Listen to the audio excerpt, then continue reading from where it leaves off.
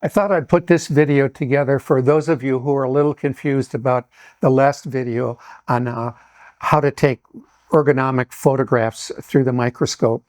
And if you notice the pleasure that Pushpak is getting from taking really, really world-class photographs through the scope, I'd like everyone to be able to experience that pleasure, because it really enhances a practice to be able to take photographs like this.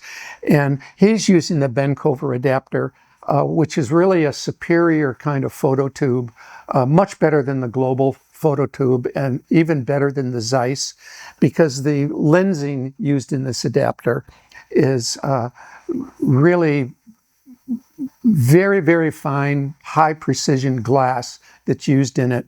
So I thought I'd go over it. And what Scott has done with this adapter is he's simplified it so that you don't have to worry about T-mounts and adapters and M42 rings. Everything is self-contained within the adapter, and the adapter is made for the specific camera that you have. For example, this is the basic adapter, and it's made for both global and Zeiss microscopes. It's a different fitting, but if you specify the kind of microscope you have, he'll make it so that the fitting is correct for your microscope. And then every adapter comes with another adapter that connects to your camera, the specific camera that you have, so you don't have to worry about all these conversion things. Whatever camera you have, when you get the Bentkover adapter, it will fit on your camera without any kind of conversion rings at all. So he's really simplified this dramatically for everybody and made it almost idiot-proof. What we recommend when you use this adapter is that you need to have 3 wires connected to the camera. The first wire is an AC adapter, and we believe strongly in having this AC adapter.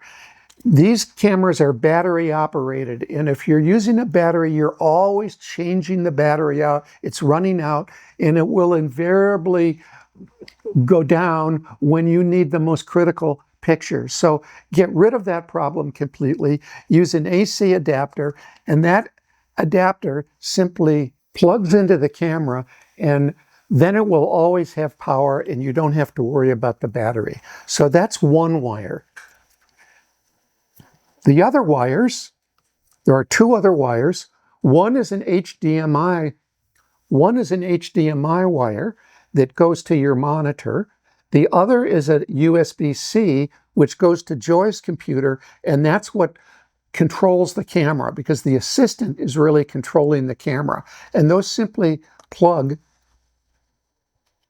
into the camera on the side of it. And it looks like that.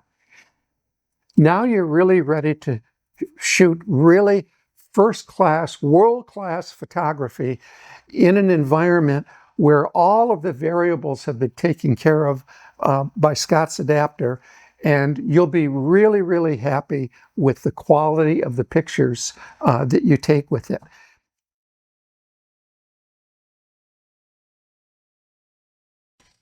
After you're set up with the photo tube, getting pictures into TDO is really simple. You go to the Acquire menu, bring up the Acquire menu. Clicking on it brings up the Acquire menu. And then within the Acquire menu, you just click on the camera icon. And that loads the folder monitor application. And then you go to turn on the actual camera. There you can see I'm turning it on, and as soon as it's turned on, the driver for the Canon R7 is loaded. You click Remote Shooting, and that brings up the driver for the camera. And then from there, it's very simple. Every time you want to take a picture, you simply click the shutter button. We have it set on auto and 1/25th of a second for most of our shots, so the exposure is adjusted automatically. As soon as you click it, the folder monitor places that in the Acquire page, and every time you click that shutter bar button, another photo is acquired. So once you get the rhythm down between yourself and the assistant, and the coordination with clicking it at just the right moment, this becomes very, very simple, and all of your photographs will be in focus and properly uh, exposed. So this is very simple.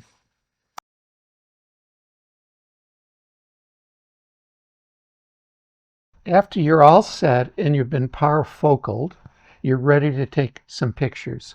You're both focused, you're both parafocaled, you're both ergonomically sitting upright, and I'm going to take a series of pictures of this tooth. I do the invitation for the mirror. Joy hands me the mirror. I come up and I make sure that it's in focus at the higher power. And let's go ahead and take a lower power picture. And all I do with Joy, she's suctioning the mirror to defog it. Go. She takes it, and when it comes through, she just says, okay. Okay. She said, okay. I go to the next power. Let's go up one more. I do another fine focus. Go.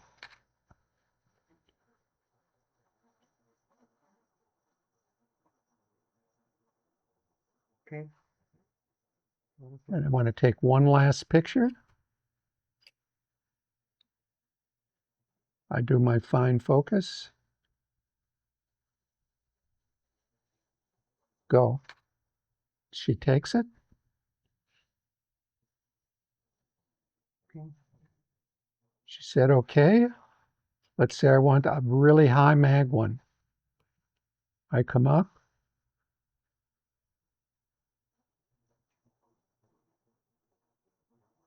Go.